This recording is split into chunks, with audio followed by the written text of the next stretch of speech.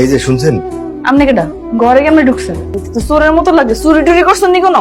না না, কি বলেন, আমি চোর না, আমি আসলে আপনাদের বড় সাহেবের সাথে একটু দেখা করতে আইছি। বড় সাহেব দেখা করতে? খালাম্মা, খালাম্মা, দেখেন তো কে আইছে। কি রে, কি হয়েছে? চিন্তাচ্ছিস কেন?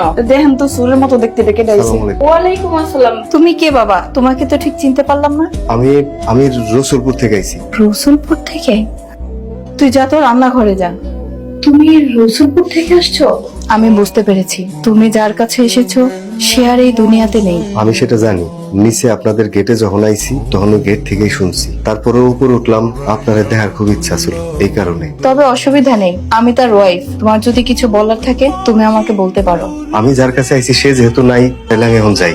না না, যাবে মানে? তুমি জানো তোমাকে আমি কত খুঁজেছি। আমি রসুলপুর পর্যন্ত লোক পাঠিয়েছি তোমাকে খুঁজে বের করার জন্য, কিন্তু তোমাকে আমি খুঁজে পাইনি। আর আজকে তুমি নিজে থেকে এই বাড়িতে এসেছো, আর তুমি এমনি চলে যাবে? তুমি কোথাও যেতে পারবে না, তুমি এখানেই থাকবে। তুমি বসো, আমি বৃষ্টিরে পাঠিয়ে দিচ্ছি, তোমার রুমটা দেখাই দিবে, ঠিক আছে? বৃষ্টি,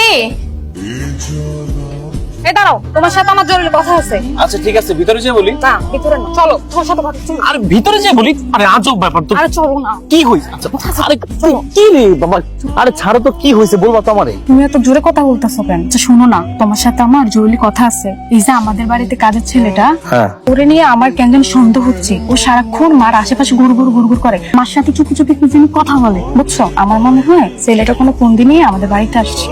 কি বলতেছো তুমি? আমি তো বুঝতেই পারতেছি না। মা তো কাজের লোক হিসেবেই রাখছে। না, আমার কেন যেন সন্দেহ হচ্ছে। বুঝতে পারছি, এই কথা আর কারো বলছো? বলার দরকারও নাই, আমি দেখি কি করা যায়। ঠিক আছে, চিন্তা করো না।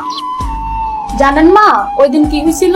একটা শাড়ি আমার অনেক পছন্দ হয়েছিল, কিন্তু আপনার ছেলে না আমাকে নিয়েই দিতে চাচ্ছে না, শুধু কিপটামি করে। আমার ছেলে কিপটামি করে? এই যে চা। ও কি, আপনি চলে গেছেন গে? অবশ্যই। তুই দাঁড়ালি কেন? চা না খেতে চাইলি? চা খা। খাবো না চা। চা খাবি না কেন? তা খাবো কিভাবে? কে বসছে দেখো না? হ্যাঁ, লজ্জা শরম নাই? ওর মতো একটা ফকিনি আমার সামনে বসে রয়েছে। সোহেল, এসব কি কথাবার্তা বলতেছো তুমি? আজব ব্যাপার তো। আমি কি বলতেছি তুমি আমার প্রশ্ন করতেছো? ওর সাথে বসতে তোমাদের মাইন্ডে না লাগলো আমার মাইন্ডে লাগে, আমার সম্মানে বাঁধে। ঠিক আছে, তোমার যদি সম্মানে বাঁধে তাহলে তুমি এখান থেকে যেতে পারো। আরে তুমি আমার ওর সামনে অপমান করলাম, হাঁটলাম না এখানে আর।